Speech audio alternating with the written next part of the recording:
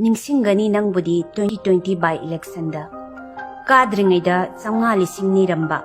Kakibaga samnga lising sairaga dance tawba nangbudi ningsinggani 2020 by election da.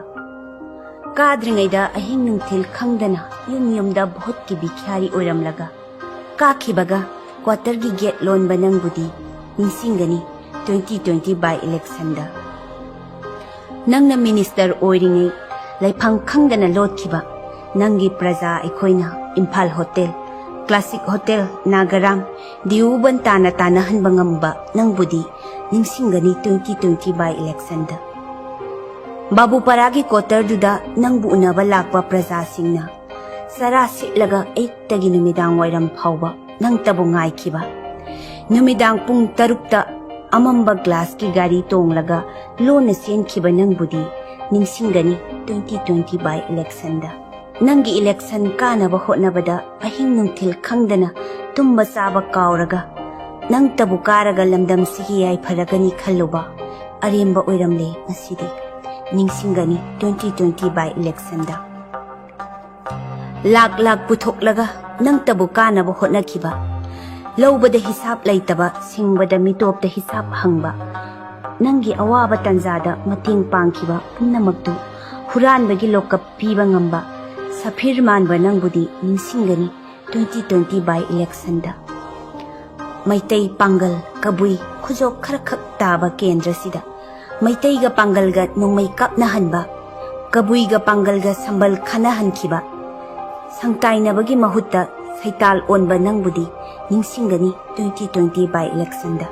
Lau singugi mantri oiramba ibungo nangna mantri oiringai lau singugi senel amatta semlamdre nangi ngayok pukri ama phau tawramdre hospital gi lamdi manghalamle laupu singdi longna tahore guru nangi kendra sida huran bagi namada mihat thin hatpi khraba lilong prajana thamoi kairingai mihat pe dandi piyo lauringai mihat pagi lamdida satlaga pangaldi huran bani laukhiban nangbudi ningsinggani 2020 by election da.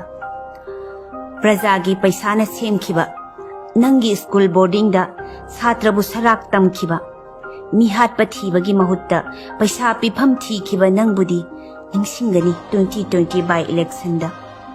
Lambi sembagi mingda koilaspu forsan na khoigaiba lairamba nungda paka lauba kan kanduna lambi semba nangbudi ningsinggani 2020 by election da.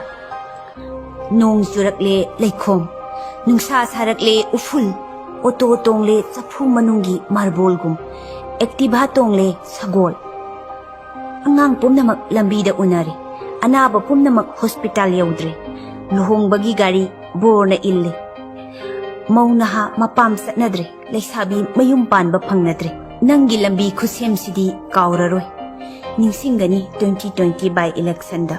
Pung thinduna sangakiba public ground Personal ground onthok pangamba Lamda karam sauba prajagi paisana khun thungnaba lam laisinba nangna amir oinaba hotnabada praja pumnamak bikhari ohenba ngamba nangbudi ningsinggani 2020 by election da.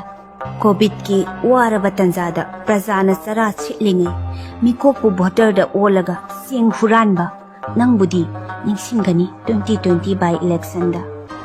Mina lawbana sendoi nangna lawbana sendong mina piragana haram nangna piragana halal toba tawthou lauramba BJP bu haram semlamba ulma pumnamakpu bi izzat tawramlaga sekpal kalaga chenkhiba nangbudi ningsinggani 2020 by election da.